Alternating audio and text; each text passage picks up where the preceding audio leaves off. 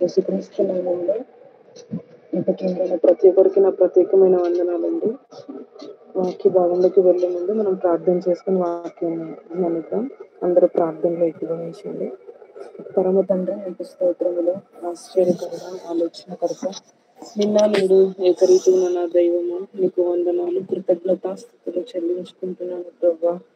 దేవా, ఏ అర్హత, ఏ యోగ్యత నా జీవితంలో లేనప్పటికీ దేవా, నేను స్తుతించుటకు మీరిచ్చిన సమయమును బట్టి, మీరిచ్చిన కృపను బట్టి నీకు మరొకసారి వందనాలు, కృతజ్ఞతాస్తుతులు చెల్లించుకుంటున్నాను ప్రభా. నీకు స్తోత్రాలు. సహాయం చేయండి దేవా, నీ నామాన్ని మహిమపరచుకునమని ప్రార్థిస్తున్నాను తండ్రి. అయ్యా, ఇదిగోనైనా నీ మెల్లనైన స్వరాన్ని మాకు దయచేయండి తండ్రి. నా పాపములు, నా దోషములు, అయా నా హృదయపు ఆలోచనలు, అయా ఇవేవి ఎక్కడనూ అడ్డు రాకుండా వీటినన్నిటిని ప్రభా ఈ నామములో బంధిస్తున్నాను తండ్రి. కావలసిన శక్తిని, కావలసిన బలమును అనుగ్రహించండి దేవా. నీ సిలువ చాటును మరుగుపరుచుకొని దేవా, నాతో మాతో అందరితో ప్రభా నీ మాటల ద్వారా బలపరిచి స్థిరపరచమని ప్రార్థిస్తున్నాను తండ్రి. నీ శక్తితో, నీ బలముతో నన్ను నింపమని ప్రార్థిస్తున్నాను తండ్రి. ఏ మాటలు కావాలో అయా నా నోట ఉంచమని ప్రార్థిస్తున్నాను. నీ నోరు తెరువు, నేను బహుగా నింపేదనని చెప్పావు తండ్రి. మీరే నాకు సహాయం చేయండి అయ్యా. అయ్యా, నీ వాక్యమునకు వ్యతిరేకంగా లేసిన ప్రతి చీకటిని యేసు నామమున బంధిస్తున్నాను తండ్రి. వినగల మనస్సును, గ్రహించగల బుద్ధిని అయా సమస్తమును మీరు అనుగ్రహించమని ప్రార్థిస్తున్నాను. ఆ వాక్యము ద్వారా నా జీవితము, మా అందరి జీవితము అయా బాగుపడే విధముగా మాకు సహాయము చేసి తండ్రి, ఈ నామమును మాత్రమే మహిమ పొందుకొనమని తండ్రి కృప చూపెట్టి సహాయం చేయమని యేసయ్య అతి పరిశుద్ధ నామమున అడిగి వేడుకొని పొందుకుంటున్నాము తండ్రి. ఆమేన్. ఆమేన్. ఆమేన్. ఆమేన్. దేవునికి మహిమ కలుగును గాక. ఈ ఉదయకాల సమయంలో మన వాక్యాన్ని ధ్యానిద్దామండి. ముందుగా ఈ వాక్య భాగంలోకి వెళ్లే ముందు నేను ఒక స్టోరీని పరిచయం చేయాలని నేను ఇష్టపడతా ఉన్నాను. అయితే మొట్టమొదటిగా మనము మన యొక్క ఒక క్రైస్తవుని జీవితంలో మనము ఎందుకు బ్రతుకుతున్నాం, ఎందుకు చావాలి, మనము పుట్టింది ఎందుకు, ఇవన్నీ మనకు తెలిసిన విషయాలు. అయితే ఒక భక్తుడు అంటాడు ఏమనంటే, మనము పుట్టుట కంటే మరణించే ముందు ఎలా మరణించామన్నది చాలా శ్రేష్టమైందని చెప్పి అని అంటారు. అని అంటే మనము మరణించేంత వరకు కూడా, పుట్టినప్పుడు అంటే ఎలా పుట్టామన్నది పెద్దగా అడగరు, కానీ చనిపోయే ముందు ఏం జరిగింది, ఎలా చనిపోయారని చెప్పి ఇలా అడుగుతా ఉంటారు. కాబట్టి పుట్టడం ఎంత ఇంపార్టెంటో చనిపోయేది కూడా మనకు అంత ఇంపార్టెంట్. అయితే ఈ చనిపోయే ముందు కూడా, పుట్టిన దగ్గర నుండి చనిపోయే అంత వరకు కూడా మనం ఎలా బ్రతికామన్నది చాలా ఇంపార్టెంట్ అన్నమాట.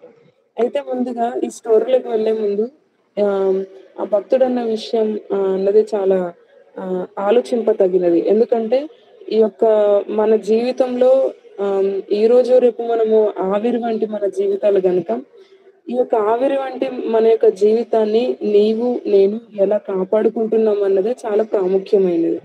అయితే ఈ యొక్క మనం స్టోరీలోకి వెళ్తే, నరకానికి పిక్నిక్ అనే ఒక పుస్తకాన్ని నేను పరిచయం చేయాలని ఇష్టపడతా ఉన్నాను. అయితే ఈ యొక్క పుస్తకాన్ని ముందుగా ఆలోచిస్తే 7 మంది యవ్వనస్తులు ఈ పుస్తకాన్ని ఈ పుస్తకంలో ఉన్నటువంటి ఆ యొక్క విషయాలు రాయడం జరిగిందనమాట. అయితే ఈ యొక్క స్టోరీలో మనం అందరం నేర్చుకోవాల్సినటువంటి విషయాలేంటో మనం గమనిద్దాం. అయితే ఈ యొక్క ఆ 7 మంది కూడా దేవుని యందు భయభక్తులు కలిగిన స్త్రీలు, పురుషులు. అయితే వాళ్ళు ఒక రోజు ఏమైందంటే ఒక పిక్నిక్‌కి వెళ్దామని చెప్పి వాళ్ళు ఏం చేశారనంటే, పిక్నిక్‌కి బయలుదేరే ముందు మనము ప్రార్థన చేసుకొని మనం బయలుదేరదామని చెప్పి వారు ఉన్నటువంటి గదిలోకెళ్ళి వాళ్ళు ప్రార్థన చేసుకుంటా ఉంటారు. ప్రభువా, మేము పిక్నిక్ వెళ్తున్నామయ్యా, మా ప్రయాణంలో మీరు సహాయం చేయండి నాయనా అని చెప్పి వాళ్ళు ప్రార్థన చేసుకుంటా ఉన్నారు.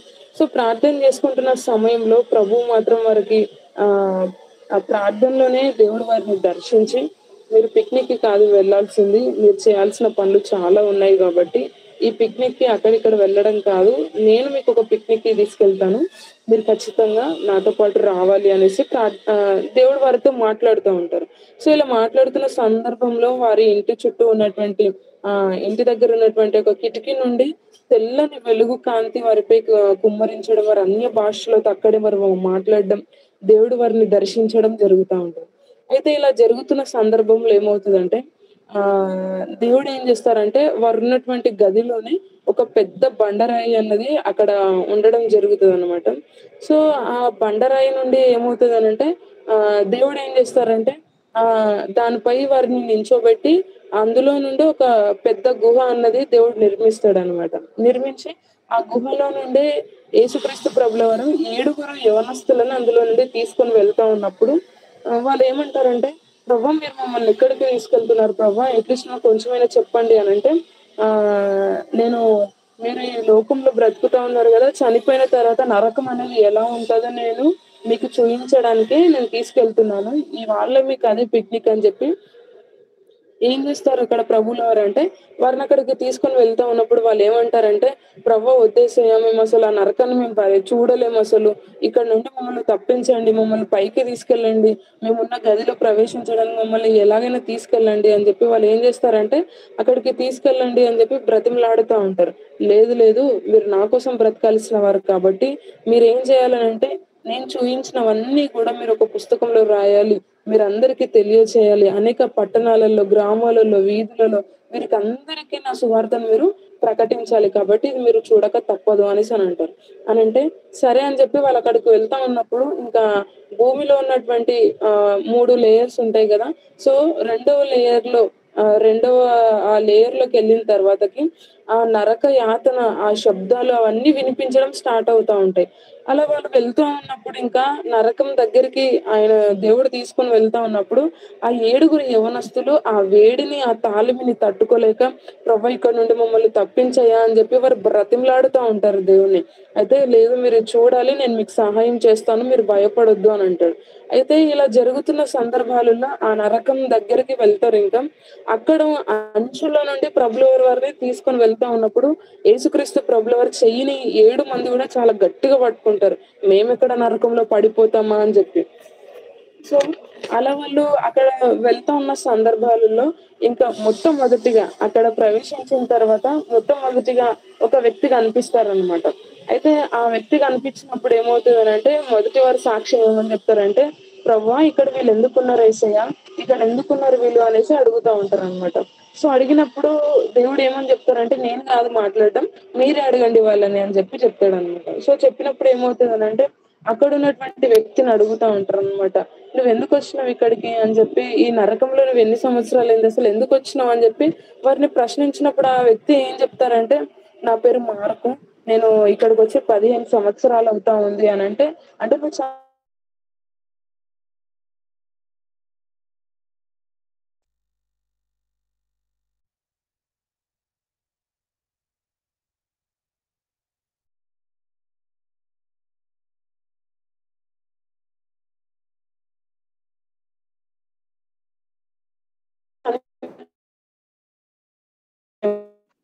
సిస్టర్ గారు వాయిస్ కట్ అయిపోయింది సిస్టర్ గారు.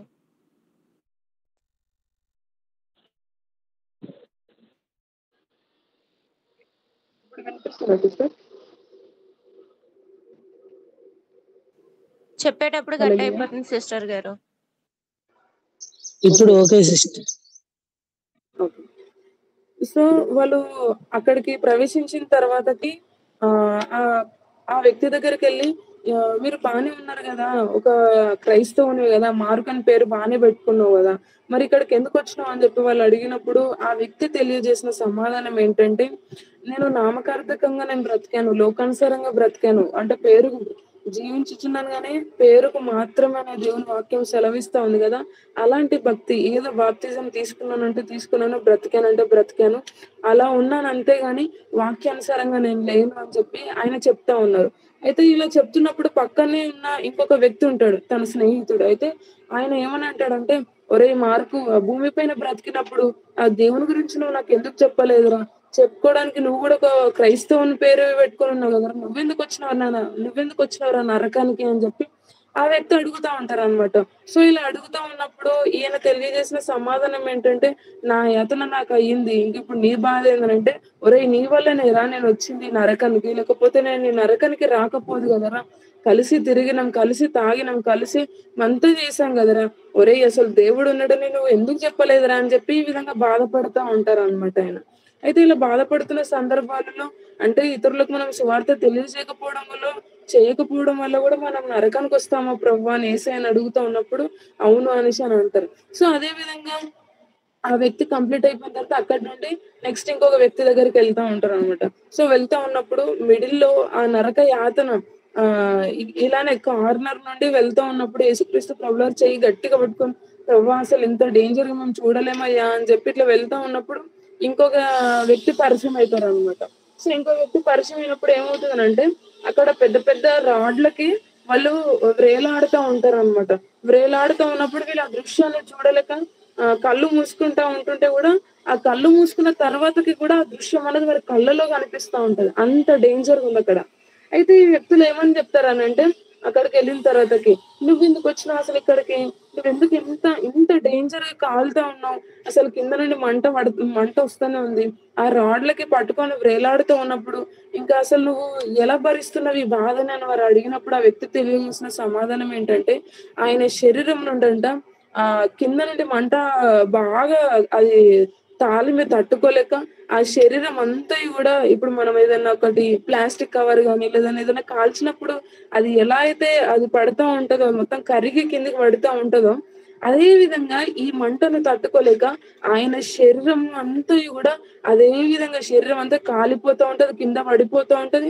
మళ్ళా వెంటనే నూతన శరీరం అన్నది ఆయనకొస్తా ఉంటది. శరీరం పుట్టుకొస్తూనే ఉంటుంది. అదే విధంగా కాలిపోతూనే ఉంటుంది.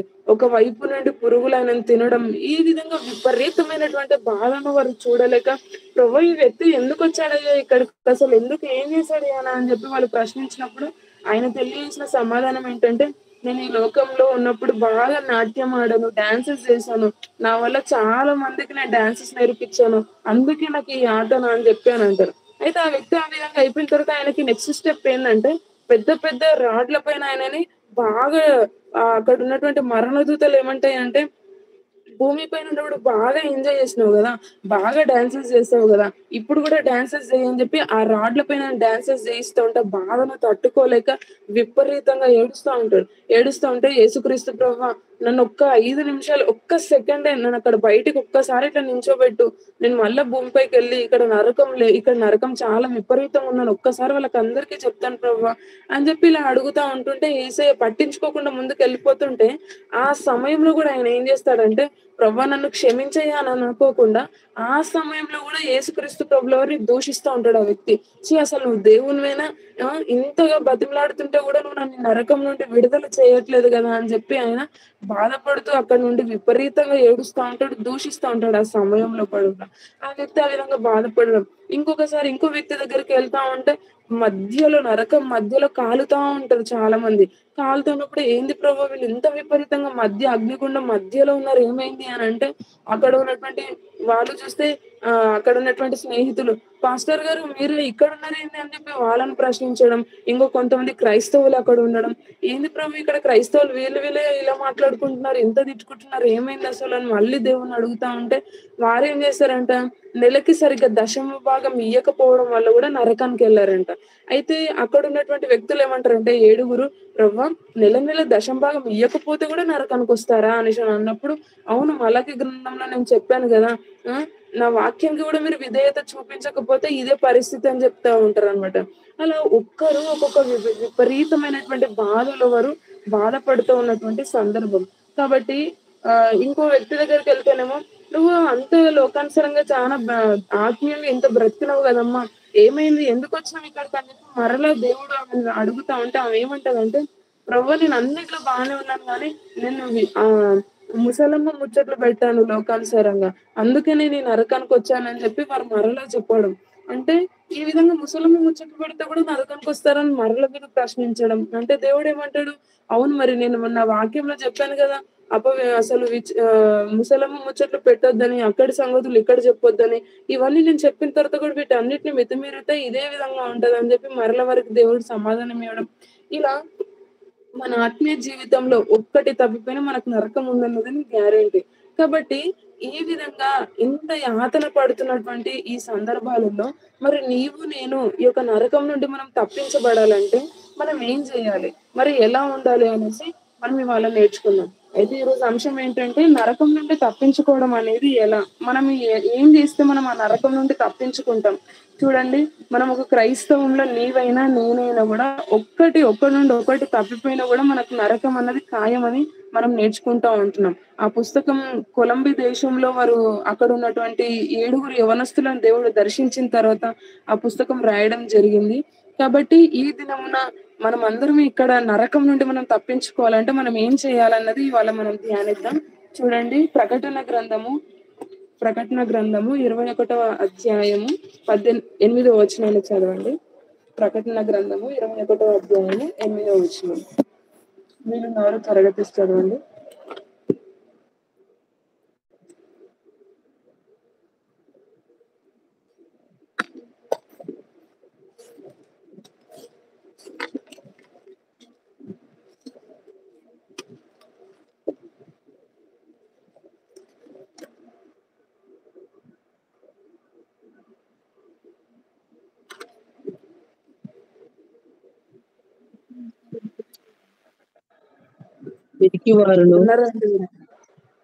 పిరికివారును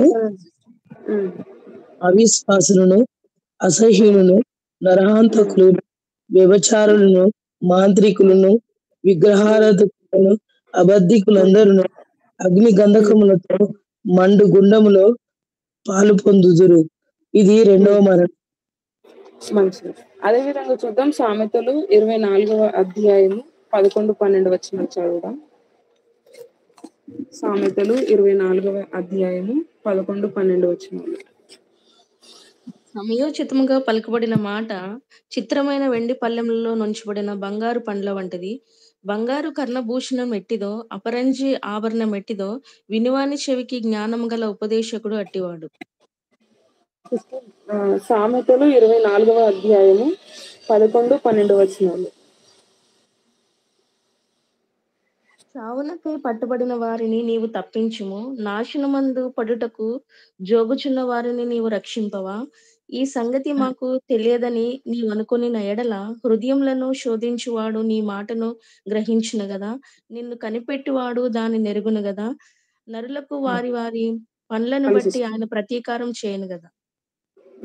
అదే విధంగా చూద్దాం, యూదా రాసిన పత్రిక 22వ వచనాన్ని చూద్దాం. యూదా రాసిన పత్రిక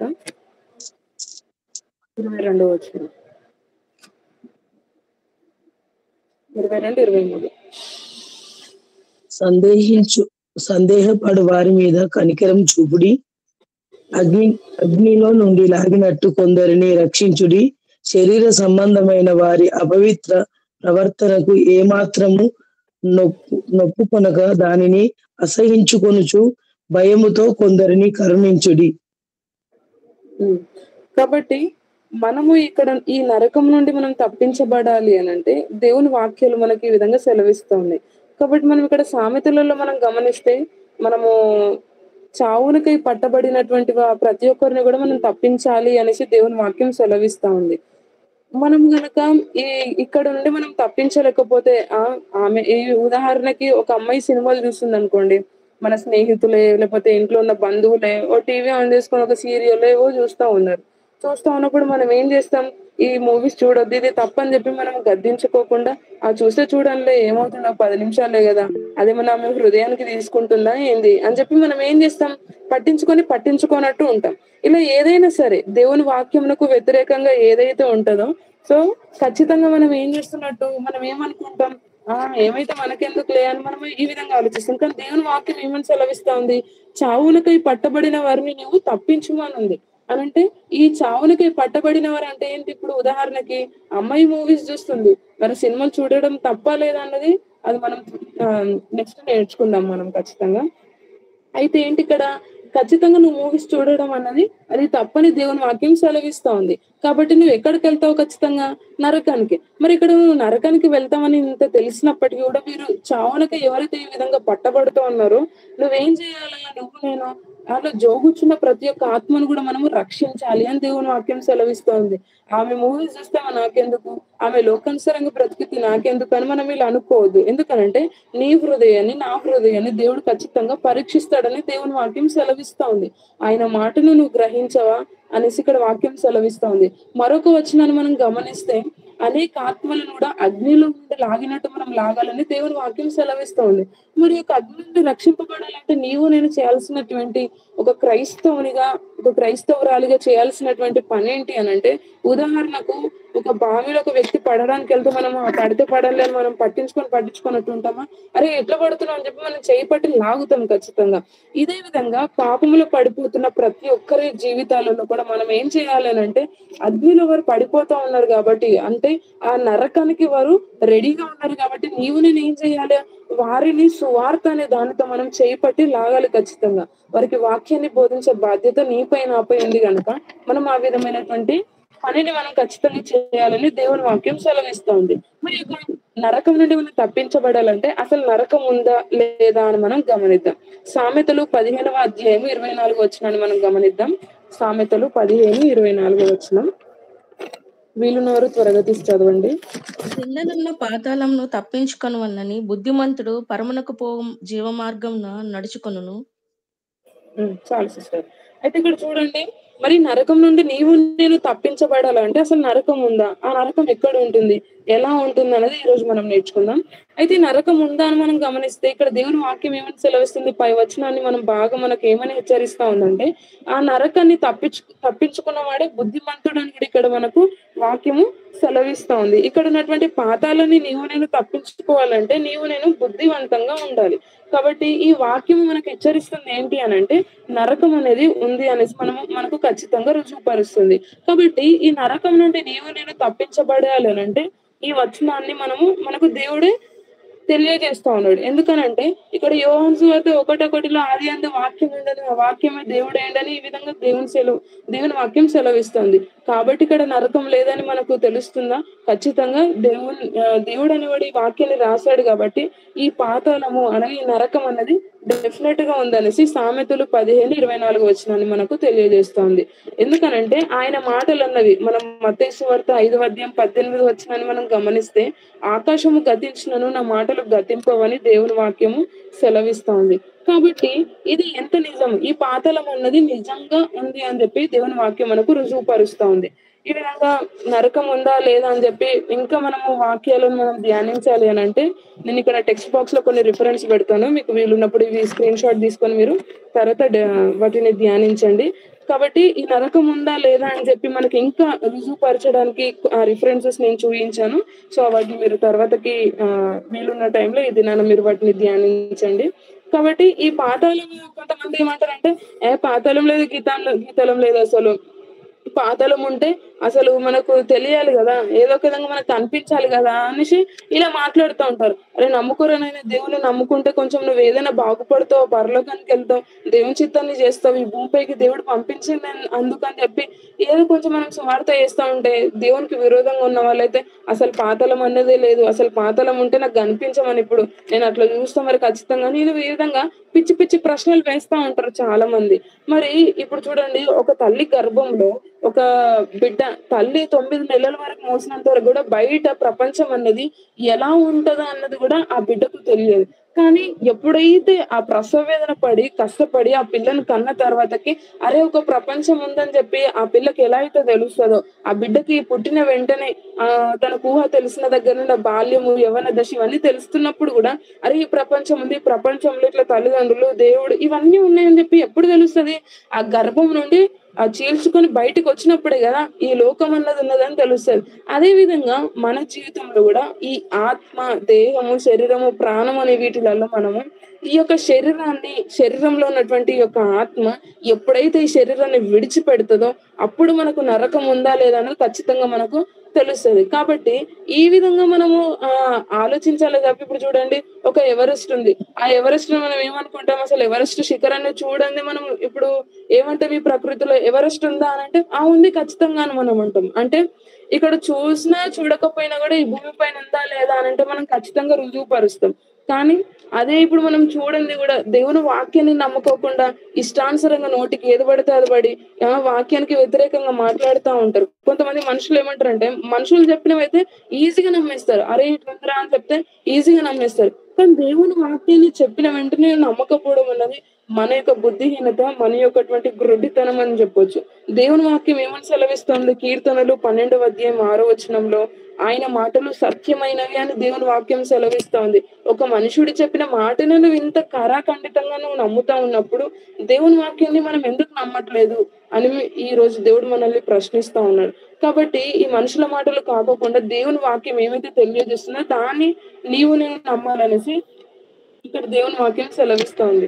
ఎందుకనంటే ఇక్కడ మనం చూస్తాం, 1 యోహాను 5వ అధ్యాయం 9వ వచనంలో మనిషికి ఇక మనం ఏమంటామంటే ఆ తల్లి గర్భంలో నుండి వచ్చినప్పుడు గాని అక్కడ బయటికి వచ్చిన తర్వాత కూడా మనిషి ఎలా బ్రతకాలి, ఎలా జీవించాలి, ఏం చేయాలి, దేనికోసం తాపత్రయపడాలి, ఎలా బ్రతకాలని ఇవన్నీ తల్లిదండ్రులు నేర్పిస్తా ఉన్నప్పుడు ఒక తల్లి చెప్పినప్పుడు తను బ్రతకడం గాని తన జీవితాన్ని సరి చేసుకోవడం గాని ఈ విధంగా తను చేస్తా ఉన్నాడు. దీనికంటే ముందే దేవుని వాక్యాలు అనేవి రచింపబడ్డాయి.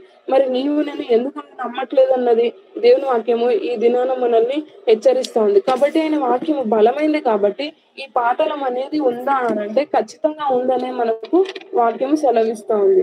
మరొక విధంగా ఈ పాతాళం ఎక్కడుంది అని మనం గమనిస్తే సామెతలు 15వ అధ్యాయం 24వ వచనం ప్రకారంగా గాని సంఖ్యాకాండము 16వ అధ్యాయము 30 నుండి 34వ వచనంలో మనం గమనిస్తే ఈ పాతాళము భూమి క్రింద ఉంది.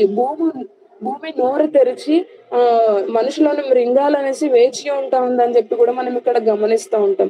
కాబట్టి ఈ పాతాళం ఎక్కడుంది అని, పాతాళం ఉందని మనకి ఇప్పుడు రుజువు అయిపోయింది ఈ రిఫరెన్సెస్ ద్వారా. ఇంకోటి ఏంటి, ఈ పాతాళం ఎక్కడుంది అని అంటే భూమి క్రిందనే ఉందని చెప్పి కూడా దేవుని వాక్యాలు సెలవిస్తా ఉన్నాయి. కాబట్టి నీవు నేను ఈ నరకం నుండి తప్పింపబడాలంటే మరొక విషయం ఏంటంటే ఈ పాతాళం ఎలా ఉంటది, అసలు ఈ పాతాళం ఎలా ఉంటదని మనం గమనిస్తే యోబు గ్రంథము 28వ అధ్యాయము 5వ వచనాన్ని మనం గమనిద్దాం. యోబు గ్రంథము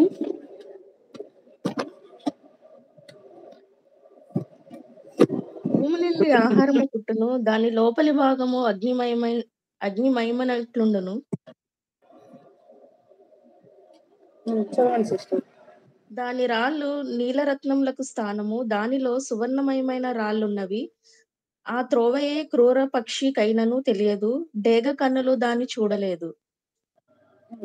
కాబట్టి ఇక్కడ అదే విధంగా మనం గమనిస్తే ఇక్కడ యోబు గ్రంథం 28వ అధ్యాయం 5వ వచనంలో మనం అక్కడ గమనిస్తే చూడండి, మనం ఇక్కడ సైన్స్ పరంగా కూడా మనం గమనిస్తాం 3500 సంవత్సరాల క్రిందట ఈ గ్రంథం రాయబడింది అని చెప్పి కూడా దేవుని వాక్యాలు మనము అంటే దేవుని వాక్యానుసారంగా అయినా లేకపోతే హిస్టారికల్ గా అయినా మనకు తెలియజేయబడతా ఉంటాయి.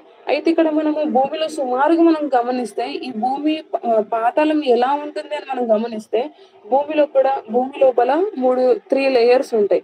అయితే ఈ లేయర్స్లలో మనము డీజే దినకర్ గారు కానీ వీళ్ళందరూ ప్రయత్నించినటువంటి రష్యాలో జరిగినటువంటి సంఘటన ఏంటి అని అంటే ఈ భూమి ఎంతో లోపలికి ఉందా మనం తవ్వి చూద్దామని చెప్పి వాళ్ళు ప్రయత్నించినప్పుడు కూడా అక్కడ అల్లరి రావడం కానీ ఇవన్నీ ఒక కరపత్రికలో రాసి ఆ యొక్క వారు పంచడం కానీ ఇవన్నీ జరిగినాయి. అయితే ఈ భూమి అన్నది 6600 సెంటీగ్రేడ్ అంత వేడిమిగా ఉంటదంట. అంటే ఈ భూమి నుండి 2000 కిలోమీటర్ల కింద మనం గమనిస్తూ ఉంటాం ఇంత ఉష్ణోగ్రతని, అంత వేడిని కానీ టెంపరేచర్ని కానీ.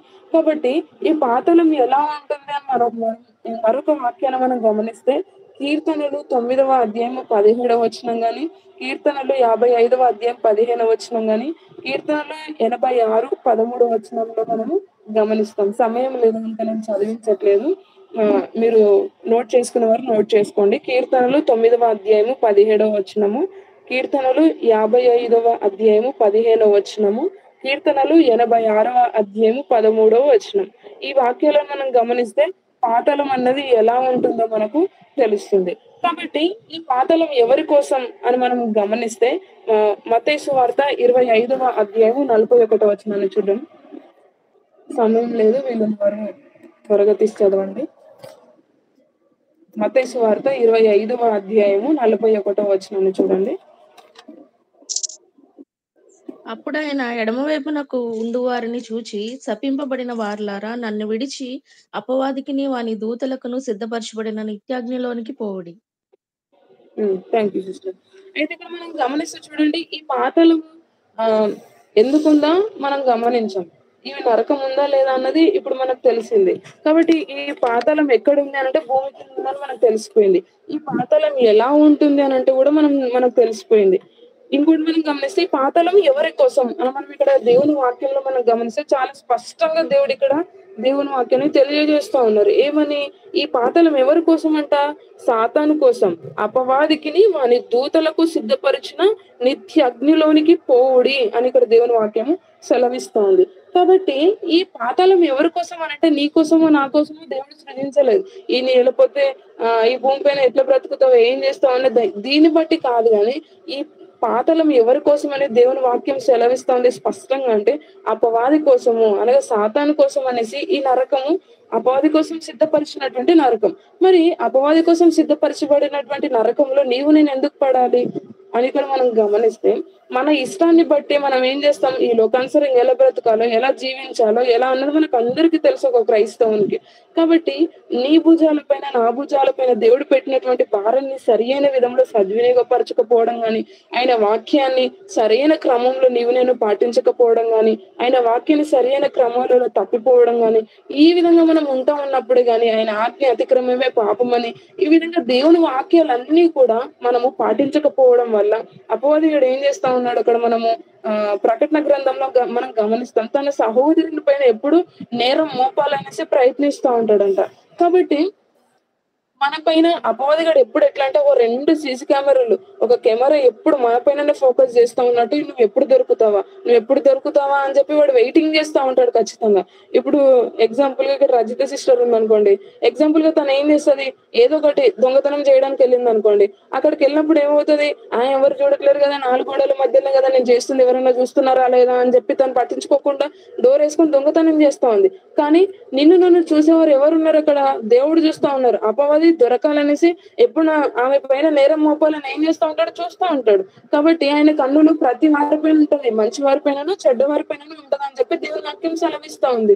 కాబట్టి ఏం చేస్తుంది, ఎవరు చూడట్లేరు కదా అని అనుకుంటది. కానీ దేవుని ముందు ఏమనంటది అంటే, అవు చూడు దేవుని భక్తురాలను దేవుని వాక్యానుసారంగా బ్రతుకుతూ రజిత సిస్టర్ను రోజు డైలీ మార్నింగ్ సెషన్ లో జాయిన్ అవుతుంది అని చెప్పినవు దేవా, మంచిగా ప్రార్థన చేస్తుంది, ప్రార్థన పర్రాలను వాక్యానుసారంగా బ్రతుకుతుందను, ఇతరులకు సువార్త చెప్పాలని ఈ విధంగా అనుకున్నాను, బాగానే ఉన్నాను అనుకుని మీరు దొంగతనం ఎందుకు చేస్తుంది? ఇక రజిత సిస్టర్ దొంగతనం చేసింది అని చెప్పి అపవాదం ఏం చేస్తాడు, ఆ లిస్ట్ లో పేరు రాసుకుంటాడు. ఇంకా పలానా రోజు ఆమె దొంగతనం చేసింది అని చెప్పి ఇలా రాసేసుకుంటాడు ఖచ్చితంగా. కాబట్టి ఇలా నీ పైన నా పైన నేరం మోపాలని నువ్వు ఎక్కడ దొరుకుతావా, నేను ఎక్కడ దొరుకుతానని అపవాదిగాడు వేచి ఉంటా ఉన్నాడని ప్రకటన గ్రంథంలో మనం గమనిస్తాం. కాబట్టి మనం ఇక్కడ నుండి మనం తప్పించబడాలి. ఈ నరకం మరి ఈ విధంగానే మనం నరకానికి వెళ్ళేది. కాబట్టి మన ఇష్టాన్ని బట్టి నరకమా పరలోకం అన్నది నీ చేతిలో నా చేతిలోనే ఉంది. నువ్వు నరకానికి వెళ్తావా, అది నీ చేతిలో ఉంది. పరలోకానికి వెళ్తావా, మరి నువ్వు పరిశుద్ధంగా కాపాడుకుంటావా అంటే అది కూడా మన చేతిలోనే ఉంది. కాబట్టి ఎలా ఇప్పుడు ద్వితీయోపదేశ కాండం 30వ అధ్యాయము 19 వచనం గాని, ద్వితీయోపదేశ కాండం 11-26 వచనాలలో మనం గమనిస్తూ ఉంటాం. పాపం చేయకుండా ఉండాలంటే ఎట్లుండాలి, మరి మంచి అయినా చెడైనా దాన్ని నీ చేతిలోనే మనం డిసైడ్ చేసుకునేది ఉంది. ఇప్పుడు నువ్వు పాపం చేసి నరకానికి వెళ్తావా, నీ పరిశుద్ధతను నువ్వు కష్టపడి కాపాడుకొని ఇరుకు ద్వారమున ప్రవేశించి ఆయన కోసం ప్రయాసపడి ఆత్మలను సంపాదించే బాధ్యత నీపై ఉన్నప్పుడు వాటిని కాపాడుకుంటూ మరి నువ్వు పరలోకానికి వెళ్తావా అన్నది మన ఇక్కడ వాక్యాలు మన ముందే రుజువుపరుస్తా ఉన్నాయి. దేవుడు మనకంటూ స్వేచ్ఛనిచ్చాడు కాబట్టి ఏదో మనము యాంత్రికులము లేకపోతే ఇట్లా రోబోట్ల మనం ఇట్లా జస్ట్ బటన్ ఆన్ చెందాడు, నేను చెప్పిన పని నువ్వు చేయాలని దేవుడు ఆ విధంగా మనల్ని సృజించలేడు. నీ స్వేచ్ఛానుసారంగా నువ్వు బ్రతకాలి అని చెప్పి దేవుడు సెలవిస్తా ఉన్నాడు. కాబట్టి స్వేచ్ఛగా బ్రతకాలి కదా అని చెప్పి నీ ఇష్టానుసారంగా బ్రతికితే మనం ఏమవుతాం, నరకానికి వెళ్తాం.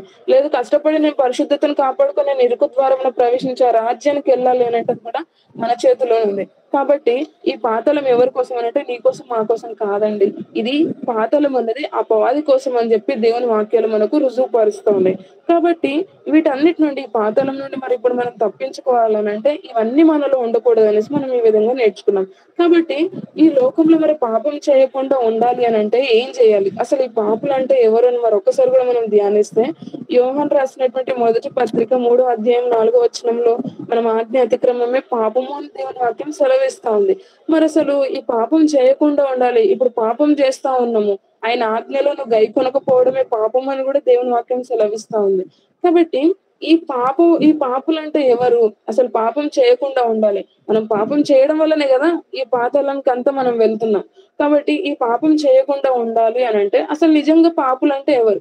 నువ్వు నేను ఒక నామకార్థకంగా అంటే మనం బ్రతుకుతున్నామంటే పరిశుద్ధంగా ఉంటున్నాం. ఒక రోజంతా మనం దినదినం అయిపోతున్నా నేను చాలా పరిశుద్ధంగా ఉంటున్నా, 3 సార్లు ప్రార్థన చేసుకుంటున్నా, సరైన సమయంలో నేను వాక్యం చదువుకుంటున్నా, సమయం ఉండగా నేను వాక్యం చదువుకుంటున్నా అని మనం అనుకుంటాం. కానీ మనల్ని మనకు తెలియకుండానే అపవాది కూడా మనల్ని ఎంత శోధిస్తాడో తెలియకుండా చిన్న దాంట్లో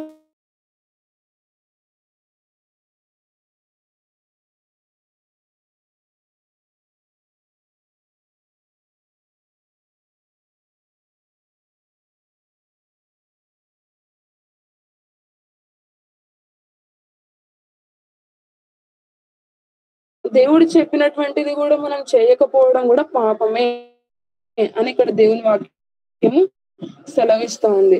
అదే విధంగా మనం గమనిస్తే యాకోబుకు రాసిన పత్రిక 4:17 వచనంలో మేలైనది మనం ఇతరులకు చేయకపోవడం కూడా అది పాపమే అని ఇక్కడ మనము గమనిస్తూ ఉంటాం. అంటే ఇతరులకు మేలు చేయకపోవడం అనేది కూడా పాపమే అని దేవుని వాక్యము సెలవిస్తుంది. రోమిలకు రాసిన పత్రిక 14:23 వచనంలో మనము గమనిస్తే రోమిలకు రాసిన పత్రిక 14:23 వచనంలో మనం గమనిస్తే విశ్వాసం లేకుండా ఉండటం కూడా పాపమే అని ఇక్కడ దేవుని వాక్యం సెలవిస్తోంది. సత్క్రియలు చేయకపోవడం వల్ల కూడా అది కూడా పాపమే అని ఇక్కడ దేవుని వాక్యము సెలవిస్తోంది. కాబట్టి ఈ విధంగా నేను టెక్స్ట్ లో నేను కొన్ని పోస్ట్ చేస్తాను. అంటే ఏది పాపము ఏది పాపం కాదు, ఈ పాపం అంటే ఏంటో మనకు తెలియాలి అని అంటే నేను కొన్ని రిఫరెన్స్ తో పాటు ఏవేవి చేయాలి ఏవేవి చేయొద్దు అన్నది నేను కొన్ని టెక్స్ట్ బాక్స్ లో పోస్ట్ చేశాను.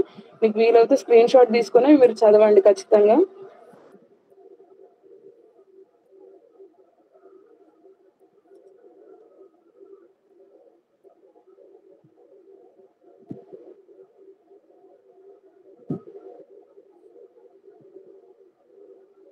వీలున్నవారు తర్వాత ఇవన్నీ ధ్యానించవలసిందిగా ప్రభు పేరిట మనవి చేస్తా ఉన్నాను. ఈ పాపులంటే ఎవరు? ఈ పాపం చేయకుండా ఉండాలి అని అంటే ఇవన్నీ మనం చదివిన తర్వాత ఇవన్నీ మన జీవితాలలో నిజంగా ఉన్నాయా లేవా అని చెప్పి మీరు ధ్యానించండి. ఖచ్చితంగా దేవుడు సహాయం చేస్తాడు.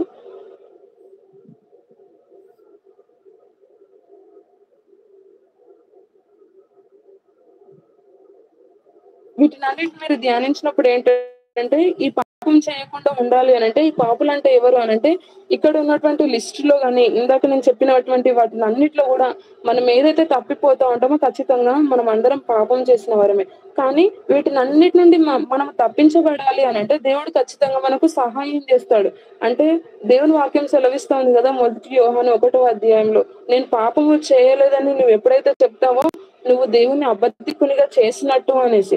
అంటే చాలా మంది ఏంటంటే నువ్వు పాపివి ఇలా అనొద్దు మనం అనేసి అని అంటారు. నిజమే, అది వాస్తవమే. కానీ ముందుగా దేవుని సిలువ క్రిందికి ఆయన రక్తం క్రిందికి రాకన ముందు నీవు నేను పాపం చేసిన వారమే. కాబట్టి ఈ పాపం నుండి మనం విడుదల అవ్వాలి.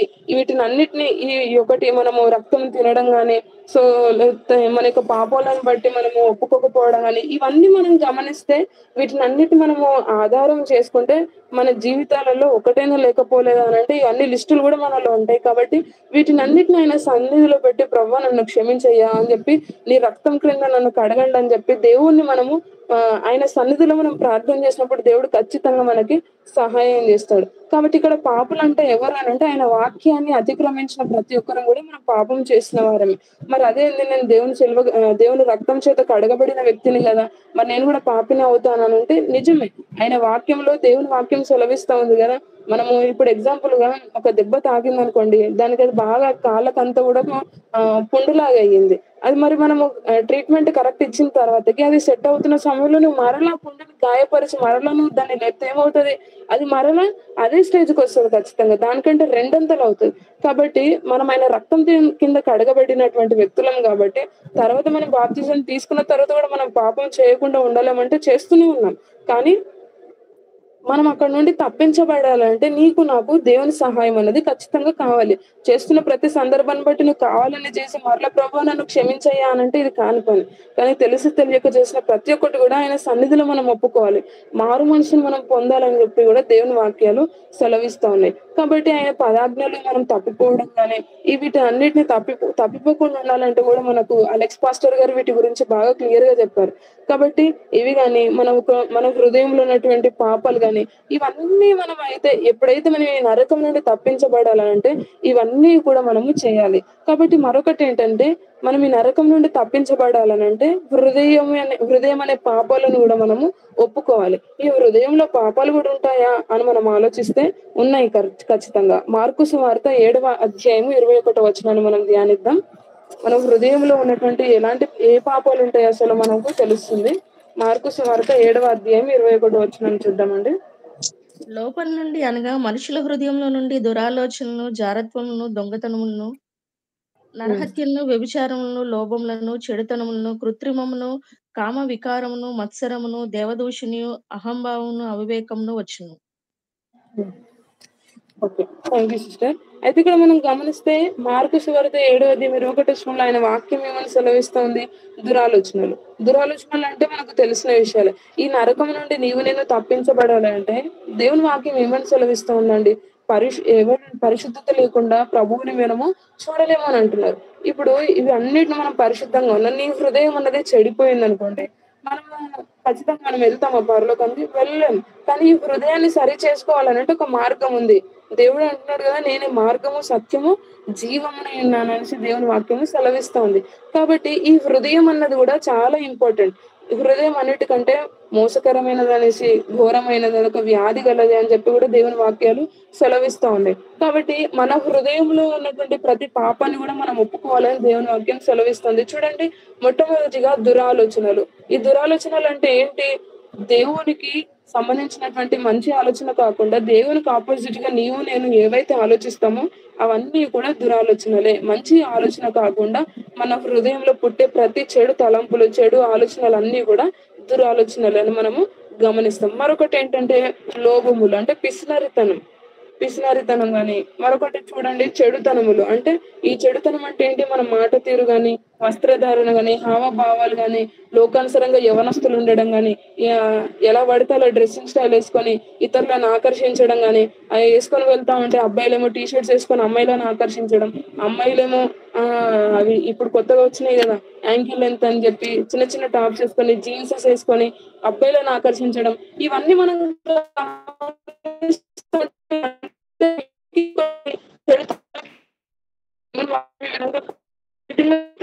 ఈ హృదయం మనం ఏమనుకుంటాం? వేసుకున్న ముందు 10 మంది నన్ను చూడాలి, 10 మంది ఖచ్చితంగా నన్ను ఆకర్షింపబడాలి, నన్ను చూడాలి అందరూ, నేను చాలా రిచ్ క్యాండిడేట్ ని అని 10 మందిలో నేను రిచపరచబడాలని ఇవన్నీ క్రియేట్ అవుతా ఉంటాయి.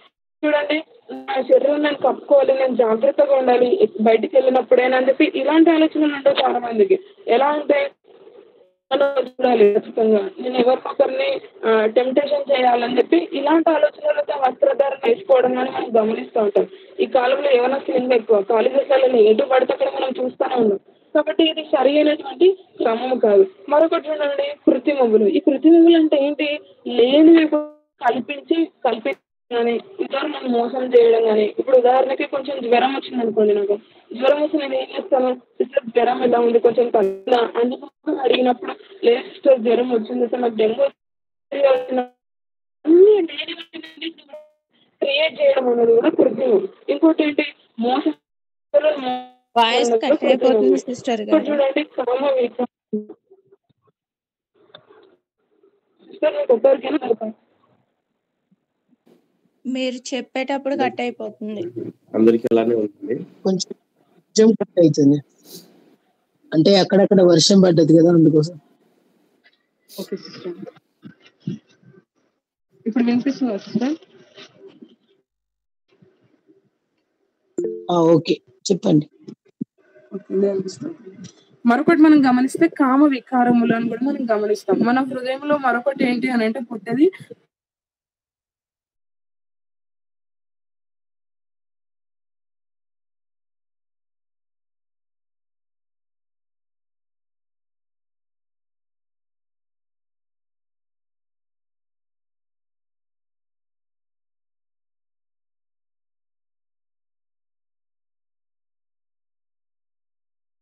నోవాహు దినముల వంటివని కూడా ఇక్కడ మనం గమనిస్తూ ఉంటాం.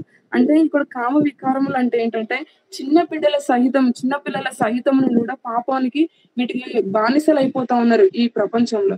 మరి ఈ విధంగా ఉన్నటువంటి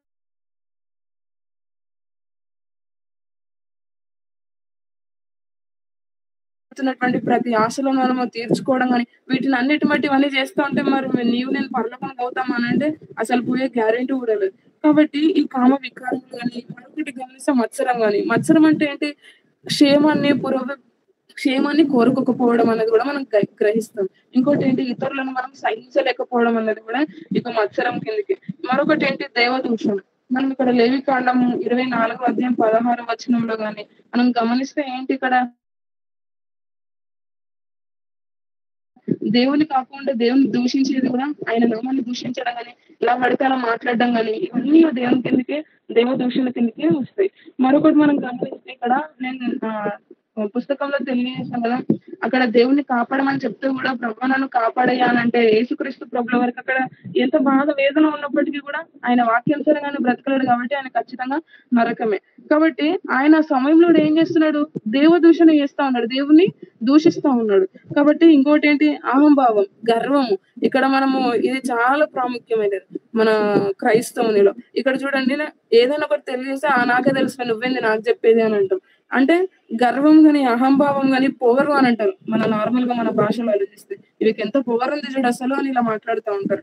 కాబట్టి ఈ అహంభావం గాని మనం తగ్గించుకోకపోవడం గాని హెచ్చించుకోవడం, నాది నా అన్న ఈ విధంగా మనం ఆలోచించడం గాని, మనము ఇక్కడ సామెతలు 27:1 గాని, సామెతలు 17:17 గాని, సామెతలు 17వ అధ్యాయంలో గాని మనం గమనిస్తూ ఉంటాం. నాశనమునకు ముందు గర్వమే నడుస్తుందంట. ఒక ఘనత మనం తగ్గిపోతా ఉందంటే మన లోపల గర్వం పెరగడం వల్లనే. యెషయా గ్రంథం 14లో మనం కూడా గమనిస్తూ ఉంటాం. తేజో నక్షత్రం వేకు చుక్కని వేలాగు పడితే అక్కడ అపవాది గురించి మనం గమనిస్తాం.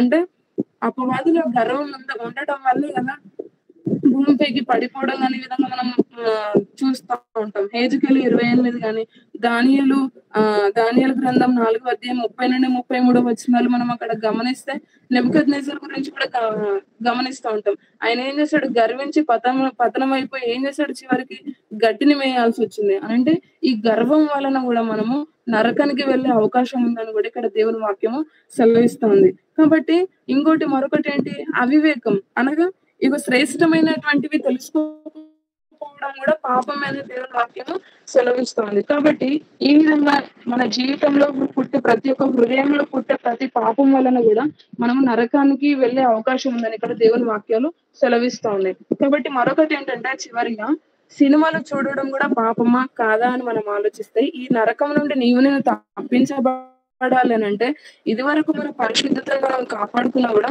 ఎవరు చూడట్లేదు కదా అని అనుకుంటాం. ఎక్కడో మనం వెళ్ళి టీవీ వేసి వాల్ టీవీస్ వేసుకొని మనం టీవీ చూస్తూ ఉంటే కాదు, మన చేతిలోనే ఉంది ఇప్పుడు మొత్తం టెక్నాలజీ. కాబట్టి ఏం చేస్తాం? ఓ 10 నిమిషాలే కదా అని షార్ట్స్ ని చూస్తాం. ఓ 10 నిమిషాలు 5 నిమిషాలే కదా అని ఆ షార్ట్స్ ని చూస్తూ ఉంటే ఏమవుతుంటది?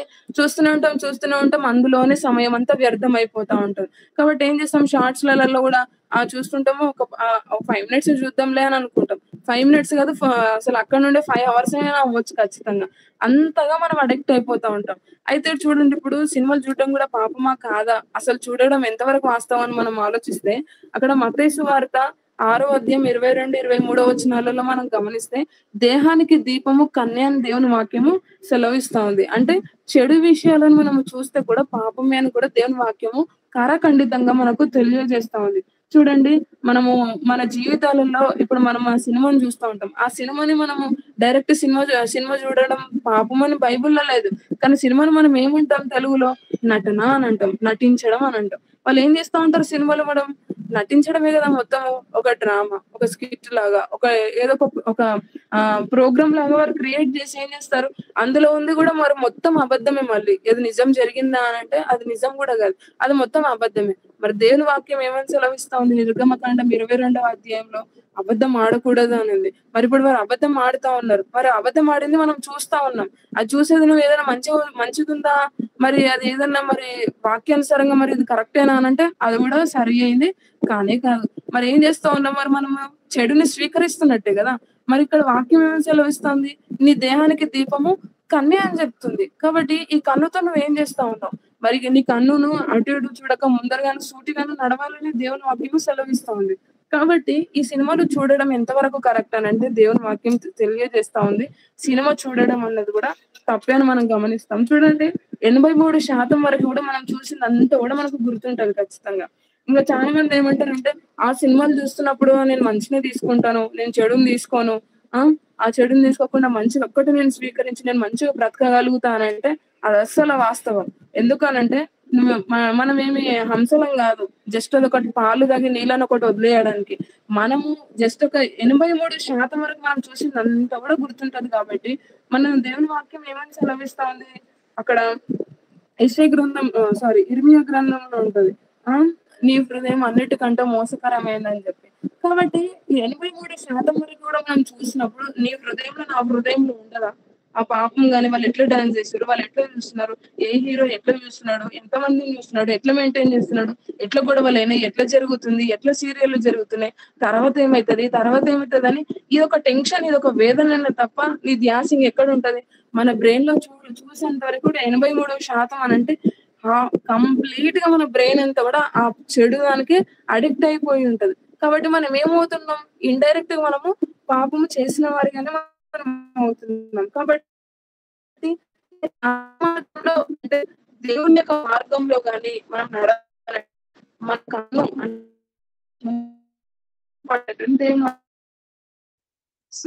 Sister voice break.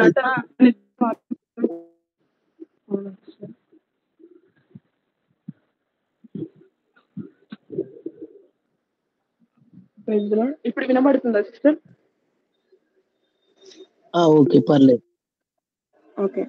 కాబట్టి ఈ సినిమా గురించి మరి దేవుని వాక్యం ఏమని సెలవిస్తుంది, బైబిల్ ఏదైనా ఒక రిఫరెన్స్ ఉందా మరి నటన గురించి అని మనం ఆలోచిస్తే, ఇక్కడ చూడండి యోబు గ్రంథము 21వ అధ్యాయము 7 నుండి 13 వచనాలలో మనం గమనిస్తే అక్కడ నటన చేయవారు భక్తిహీనులు అని ఉంది. అక్కడ మీకు సమయం లేదు కనుక నేను తెలియజేస్తాను, తర్వాత మీరు ధ్యానించండి.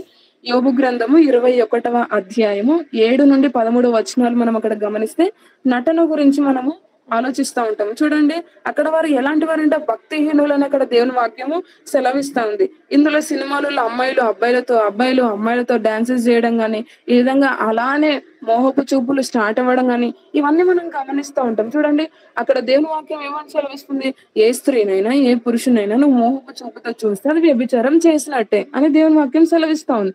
మరేంటి ఇక్కడ వ్యభిచారం చేసే వాళ్ళంతా కూడా ఎక్కడికి వెళ్తారని మనం ప్రకటన గ్రంథంలో స్టార్టింగ్ లో మనం చదువుకున్నాం, రెండవ మరణం అనగా ఆ మరణ గుండంలో పడతారని దేవుని వాక్యము సెలవిస్తా ఉంది. కాబట్టి మనం ఇండైరెక్ట్ గా మనం పాపం చేసిన వారమే కదా, వ్యభిచారం చేసిన వారమే కదా. మరి సినిమా చూడడం పాపం అని అంటే పాపమే ఖచ్చితంగా. కాబట్టి అందులో చూడండి ఇండైరెక్ట్ మనం సినిమా అంటే ఏదో పాపం కాదని మనం ఒక భ్రమలో ఉంటాం గానీ, ఇండైరెక్ట్ మనం అందులో వ్యభిచారం చేసినట్టే. ఆ మోహం చూడండి, ఆ సినిమాలు చూస్తాం బాగానే ఉంటది ఒక కాసేపటి వరకు. చాలా మంది ఏం చేస్తారు, ఆ సినిమాలో ఎట్లయితే హెయిర్ స్టైల్ చేసుకున్నాడో, ఆ సినిమాలో ఒక అమ్మాయిని ఒక అబ్బాయి ఎట్లా చూసిండో, అబ్బాయి అమ్మాయిని ఎట్లా చూసిరో, ఎలా నవ్వుకున్నారో, ఏం చేసిరో, ఇప్పుడు లోకానుసారంగా మనం గమనిస్తే ఆ సినిమాలు ఎట్లా చేసిరో అలా చేయడానికే ట్రై చేస్తారు. ఆ సినిమాలో ఎలాంటి వస్త్రధారణ వేసుకున్నారో అలా వేసుకోవడానికే ప్రయత్నిస్తారే తప్ప దేవుని వాక్యానుసారంగా ఇలా ఉంది, ఇలా ఉంటే పద్ధతిగా ఉంటది అని చెప్పి ఇలా పాటిస్తామా? సరే, ఒక క్రైస్తవుడు కాకుండా నార్మల్ గా మనం ఆలోచిస్తే ఇట్లా కంప్లీట్ గా మన శరీరాన్ని కాపాడుకోవాలని అంత మాత్రం జ్ఞానం లేకుండా అయితే ఎవరు ఉండరు కదా. కాబట్టి ఈ శరీరాన్ని కాపాడుకోకపోవడం ఎలా అని అంటే ఈ సినిమాల ద్వారానే క్రియేట్ అయింది. కాబట్టి ఈ సినిమా చూడడం పాపం అంటే 100% కూడా పాపమే. ఇండైరెక్ట్ మనం వ్యభిచారం చేసినట్టే, అబద్ధం ఆడినట్టే, చెడు చూపులను చూసినట్టే, ఇవన్నీ కూడా మనం ఇందులో చూసినట్టే అని కూడా మనం ఇక్కడ గమనిస్తా ఉన్నాం. కాబట్టి ఈ యోబు గ్రంథం ఇక్కడ మనం సినిమాలు చూడటం పాపమా నిజమా ఇప్పుడు చెప్తున్నారు మీరు క్రైస్తవులు వచ్చి అని ఇట్లా అని కాదు. 3500 సంవత్సరాల క్రిందటనే ఇక్కడ దేవుని వాక్యము యోబు గ్రంథంలో లిఖితం చేయబడింది. కాబట్టి 100% 3500 సంవత్సరాల క్రిందటనే సినిమా చూడడం పాపము అని దేవుని ఇక్కడ వాక్యము సెలవిస్తోంది. కాబట్టి మనం క్రొత్త నిబంధనలు గమనిస్తే కూడా మరి క్రొత్త నిబంధనలు ఎక్కడైనా ఉందా సినిమాలు చూడొద్దు అని అంటే ఉంది ఖచ్చితంగా. 1 కొరింథీయులకు రాసిన పత్రిక 7:31 మనం గమనిస్తే ఈ లోకంలో ఉన్నటువంటి నటన గతించిపోవచ్చున్నది అని మనం ఇక్కడ గమనిస్తా ఉంటాం. కాబట్టి ఇక్కడ చూడండి, నటన అంటే ఏంటి? ఇండైరెక్ట్ గా అక్కడ నటించడం అంటే ఏంటి? ఈ సినిమా గతించిపోవచ్చుందని కాదు, అక్కడ దాని అర్థం ఏంటి? నటన అని మనం గమనిస్తాం. కాబట్టి ఇక్కడ మనము క్రొత్త నిబంధనలైనా పాత నిబంధనలైనా కూడా దేవుని వాక్యంలో సినిమా చూడడం తప్ప అని అంటే ఖచ్చితంగా తప్పే అని మనం గమనిస్తాం. కాబట్టి లోకస్తులు కానీ లోక విషయాలు కానీ మనం ఆలోచిస్తూ ఉంటాం. అయితే ఇక్కడ మనం మరొక కొన్ని రిఫరెన్సెస్ ని మనం గమనిస్తే 1 యోహాను 5:17 కానీ ఇక్కడ మనం ఏంటి అంటే ప్రతి సమయంలో కూడా మనల్ని మనం పరీక్షించుకొని మన పరిశుద్ధత మనం కాపాడుకోవాలి అని ఇక్కడ దేవుని వాక్యాలు సెలవిస్తున్నాయి. కాబట్టి మనం మంచిని తీసుకుంటాం, చెడును వదిలేస్తాం. కాబట్టి మనం సినిమాలు చూడటం కూడా తప్పు ఏం కాదు, మనం సినిమాలు చూడొచ్చు అని ఇవన్నీ కాదు. దేవుని వాక్యం ఏమని సెలవిస్తుంది, అదే విధంగా మనం బ్రతకడానికి మనం ట్రై చేయాలి. ఎందుకనంటే ఈ హృదయం అన్నది చాలా మోసకరమైందని ఇర్మియా గ్రంథం 17:9 మనము గమనిస్తాం. కాబట్టి హృదయంలో పుట్టు ప్రతి కోరికలు కానీ ప్రతి ఆశలు ఇప్పుడు మనం చూసాం కదా, హృదయంలో ఏవే పాపాలు ఉంటాయో ఇవన్నీ మనకు పుడుతూ ఉంటాయి. కాబట్టి ఈ హృదయం అనేది ఇంత మోసకరమైంది. కాబట్టి మనం 100% ఈ సినిమాలు చూడడం అన్నది కూడా తప్పే. ఎప్పుడైతే మనం సినిమాలు చూస్తామో ఈ నరకంలో మనం పడతామని కూడా మనము రుజువుపరుస్తా ఉంది దేవుని వాక్యం. కాబట్టి నరకం నుండి మనం తప్పించబడాలి అని అంటే సినిమాలు మనము చూడకూడదు. అదేవిధంగా మనం ఎందుకంటే మన హృదయం ఇప్పుడు ఎగ్జాంపుల్ ఒక మూవీ మనం చూస్తూ ఉంటే మన హృదయం ఏం చేస్తుంది? 1 యోహాను 3:20 ప్రకారంగా దోషారోపణ చేస్తుంది. దేవుని వాక్యంలో మనం గమనిస్తే మనసాక్షి కూడా మనల్ని గద్దిస్తూ ఉంటారు. కానీ మనం ఏం చేస్తాం? ఏం కాదులే 5 నిమిషాలు, ఏం కాదులే 10 నిమిషాలు, షార్ట్స్ చూస్తే పాపమా. చిన్నపిల్లలకు బొమ్మలు పెట్టిస్తూ ఉంటారు చాలా మంది. ఏం కదా చిన్నపిల్లలే కదా చూస్తారు కదా వాళ్ళు, మనమంటే మనం చూడొచ్చు, జస్ట్ బొమ్మలే కదా అని మనం అనుకుంటాం. కానీ ఆ బొమ్మలు అనేవి కూడా వాళ్ళకి ఏమవుతా ఉంటే అడిక్ట్ అయిపోతుంటారు మొబైల్ కి. అలా అలా అలా అలా వాళ్ళ పాపంలో కూడా పడే అవకాశం ఉంది. కాబట్టి మనం మత్తయి సువార్త 5:8 కానీ లేకపోతే హెబ్రీయులకు రాసిన పత్రిక 12:14 కూడా మన పరిశుద్ధతను మనం కాపాడుకోవాలి. ఈ విధంగా మనం పరిశుద్ధంగా మనం బ్రతకపోకుండా ఇష్టానుసారంగా ఉండి నేను పరలోకానికి వెళ్ళిపోతానంటే అది నీ గ్రుడ్డితనం, నా గ్రుడ్డితనం, మన బుద్ధిహీనత అవుతుంది. కాబట్టి ఈ విధంగా సినిమాలు చూడడం అన్నది కూడా పాపమే అని దేవుని వాక్యం సెలవిస్తుంది. కాబట్టి ఈ దినాన మనము నేను నరకం నుండి తప్పించబడాలని అంటే పాతాళం ఉందా అనగా నరకం ఉందా లేదా మనకు తెలిసింది. కాబట్టి పాతాళం ఎక్కడ ఉంటుందో కూడా మనకు అది భూమి క్రింద ఉంటుందని కూడా మనకు తెలిసిపోయింది. ఈ పాతాళం ఎవరి కోసం అని మనం ఆలోచిస్తే పాతాళం అపవాది కోసం అని కూడా మనం గమనించాం. మరి వీటన్నిటి నుండి మనం తప్పించబడాలంటే పాపం చేయకుండా ఉండాలని మనం నేర్చుకున్నాం. ఈ పాపం చేయకుండా ఉండాలని అంటే మనం ఎలాంటి విషయాలలో మనం జాగ్రత్తగా ఉండాలన్నది కూడా నేను టెక్స్ట్ బాక్స్ లో పోస్ట్ చేశాను. వాటిని మీరు ధ్యానించండి సమయం ఉన్నప్పుడు. మరొకటి ఏంటి, ఈ నరకం నుండి మనం తప్పించబడాలంటే దేవుని వాక్యాన్ని అనగా ఆయన ఆజ్ఞలను కానీ వీటిని అన్నిటిని మనము ధ్యానించాలి, ప్రయత్నించాలి. వాటి కోసం బ్రతకడానికి, దేవుని కోసం బ్రతకాలని వాటి కోసం ఉండాలి. ఇంకోటి ఏంటి, ఈ నరకం నుండి మనం తప్పించబడాలంటే నీ హృదయంలో నా హృదయంలో పాపములు పుట్టుకోకుండా ఉండాలి. ఈ హృదయ పాపాలు ఏంటో కూడా మనం ఈ దినాన మనము ధ్యానించి ఉంటున్నాం. మరొకటి ఏంటి, ఈ సినిమాలు మనం చూడడం తప్ప లేదన్నది కూడా మనం తెలుసుకున్నాం. కాబట్టి ఇంకా చాలా విషయాలు ఉన్నాయి ఈ నరకం నుండి మనం తప్పించబడాలి అని అంటే. కాబట్టి ఈ నరకం నుండి నేను తప్పించబడాలి అంటే ఇవన్నీ మనం కలిగి ఉండకోకుండా ఉండి ఆయన వాక్యానుసారంగా మనం బ్రతికినప్పుడే ఖచ్చితంగా దేవుని వాక్యంలో మనం విధేయత చూపిన వారం అవుతాం. ఒక క్రైస్తవునిగా బ్రతుకుతున్నాం అన్న దానికి ఏదైనా అర్థం ఉంటుంది. లేదు నేను ఇదే విధంగా ఉండి మనం ఇలానే ఉండి నేను ఖచ్చితంగా నేను పరలోకానికి వెళ్తానంటే మనం గ్రుడ్డితనం అవుతుంది. కాబట్టి మనము అలాగనే ఉండకోకుండా దేవుని వాక్యానుసారంగా ఉండే విధంగా దేవుడు మనకు సహాయం చేయును గాక. ఈ చిన్న కొద్ది వాక్యాన్ని ప్రభు దీవించి ఆశీర్వదించును గాక. ఆమేన్.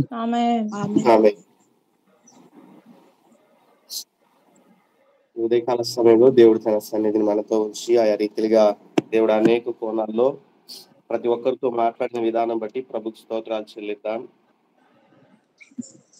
స్తోత్రం దేవుని యొక్క వాక్యమునకు లోబడినట్లుగా దేవుడు అట్టి మనస్సు ప్రతి ఒక్కరికి దేవుడు దయచేయనట్లుగా దేవుని యొక్క వాక్యము మనకి హెచ్చరించినట్లుగా ప్రభు కొరకు మనం జీవించినట్లుగా నరకం నుంచి తప్పింపబడడానికి కావలసినటువంటి మార్గమైనటువంటి దేవుని వైపు చూస్తూ మనము మరణం ఎడబాపు వరకు మన జీవితాల్లో దేవుని యొక్క చిత్తం మన జీవితాల్లో నెరవేర్చబడి ప్రభు కొరకు మనం జీవించినట్లుగా ప్రభుకు స్తోత్రాలు చెల్లిద్దాం.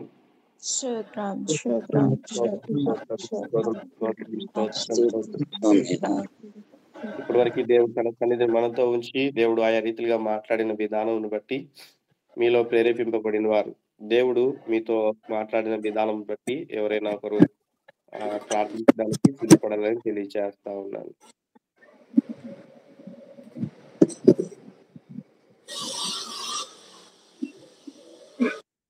లత ప్రేమ సిస్టర్ ఉన్నారా? బ్రదర్ ఉన్నారు. ప్రే చేయండి అమ్మా. సరే. స్తోత్రం తండ్రి, దేవా ప్రభా, మరి ఇంతవరకు తండ్రి ప్రభా మరి వాక్యంతో మాట్లాడిన విధానాన్ని బట్టి మీకు వందనములు తండ్రి. చెప్పిన సిస్టర్ని కూడా మీరు దీవించండి, ఆశీర్వదించండి నా తండ్రి. అవును తండ్రి, మరి పాతాళము నరకము తండ్రి ఉన్నాయని వింటున్నాం కానీ తండ్రి ప్రభా మరి ఎంత భయంకరంగా ఉంటుందో తండ్రి ప్రభా, మరి దానిలోనికి ఎవరు వెళ్తారో మరి ఎవరు వెళ్ళరో తండ్రి ప్రభా, మరి మేము వెళ్ళకూడదంటే ఏం చేయాలో ఎలా ఉండాలో తండ్రి ప్రభా మీరు మాతో మాట్లాడిన విధానాన్ని బట్టి మీకు వందనములు, స్తుతులు, స్తోత్రములు తండ్రి. అవును తండ్రి, చిన్న తప్పే చిన్న పొరపాట్లే ఏమీ కాదు అని అనుకుంటున్న మాకు తండ్రి ప్రభా మరి మీ వాక్యంతో తండ్రి ప్రభా మమ్మల్ని హెచ్చరించిన విధానాన్ని బట్టి మీకు వందనములు, స్తుతులు, స్తోత్రములు తండ్రి ప్రభా. మరి మా జీవితాల్లో తండ్రి ప్రభా మరి మీకు అయిష్టమైనవి మాలో ఉంటే తండ్రి వాటిని తీసివేసుకునే కృపను మాకు దయచేయండి తండ్రి. మా జీవితాల ద్వారా తండ్రి ప్రభా మిమ్మల్ని మహిమపరిచే బిడ్డలుగా మేము అందరం ఉండడానికి తండ్రి సహాయాన్ని దయచేయండి తండ్రి ప్రభా. మమ్మల్ని తండ్రి ప్రభా అనుదినము అనుక్షణము తండ్రి ప్రభా మీ వాక్యంతో కడుక్కునే బిడ్డలుగా తండ్రి ప్రభా మేము ఉండడానికి తండ్రి సహాయాన్ని దయచేయండి తండ్రి ప్రభా. మరి మాకు తెలిసి మరి మేము పాపం చేస్తుంటేదైతే మమ్మల్ని క్షమించండి నా తండ్రి ప్రభా. మేము మరి పాపంలో మరి తప్పుల్లో ఉండకుండా నా తండ్రి ప్రభా మరి అలా చేసి మేము పాతాళానికి దగ్గర అవ్వకుండా తండ్రి ప్రభా ఉండడానికి తండ్రి సహాయాన్ని దయచేయండి నా తండ్రి ప్రభా. మరి మీరు అపవాది కోసమే మరి పాతాళాన్ని సిద్ధపరిచారు నా తండ్రి ప్రభా. మరి అయినప్పటికీ తండ్రి ప్రభా మీకు అవిధేయతగా ప్రభా మరి మీ ఆజ్ఞల్ని పాటించకుండా ప్రభా మీ మాట వినకుండా తండ్రి ప్రభా మరి మేము తండ్రి ప్రభా మరి దానిలోనికి వెళ్లకుండా నా తండ్రి ప్రభా మమ్మల్ని మేము తండ్రి ప్రభా మరి సరి చేసుకుంటూ తండ్రి ప్రభా మీకు దగ్గరగా జీవించే కృపను మా అందరికీ కూడా దయచేయండి నా తండ్రి. చేరి వచ్చిన ప్రతి ఒక్కరిని కూడా పేరు వరుసన దీవించండి నా తండ్రి. వీటిని మీరు దీవించండి, ఆశీర్వదించండి నా తండ్రి. మీ సేవలో ఉన్న ప్రతి ఒక్కరిని కూడా జ్ఞాపకం చేసుకోండి నా తండ్రి. వాక్యంతో మమ్మల్ని బలపరిచినందుకు మరి ఒకసారి వందనములు చెల్లించుకుంటూ ఈ కొద్ది ప్రార్థన మీ పాద సన్నిధికి చేర్చుకుంటారని త్వరలో రాని యేసుక్రీస్తు పేరిట మిక్కిలి వినయంతో అడిగి బ్రతిమలాడి వేడుకుంటున్నాం తండ్రి. ఆమేన్. ఆమేన్. ఆమేన్. ప్రార్థించిన సహోదరికి వందనాలు తెలియజేస్తా ఉన్నాను. మన పరమ తండ్రి దేవుని యొక్క ప్రేమయు కుమారుడైనటువంటి యేసుక్రీస్తు ప్రభుల వారి యొక్క కృపయు పరిశుద్ధాత్మ దేవుడైనటువంటి అన్యోన్య సన్నిధి సహవాసం ఈ ఉదయకాల సమయంలో ప్రభు సన్నిధిలో ఉన్న ప్రతి ఒక్కరికి వాక్యాన్ని అంగీకరించి హృదయంలోనికి చేర్చుకొని వాక్యానుసారంగా జీవించాలని తీర్మానం తీసుకున్న ప్రతి ఒక్కరికి వాక్యం బోధించినటువంటి సహోదరికి సకల పరిశుద్ధులకు సదాకాలం తోడై ఉండి నడిపించును గాక. ఆమేన్. దేవునికి స్తోత్రం. అందరికీ ప్రైజ్ లాడండి. ఈ ఉదయకాల సమయంలో జాయిన్ అయిన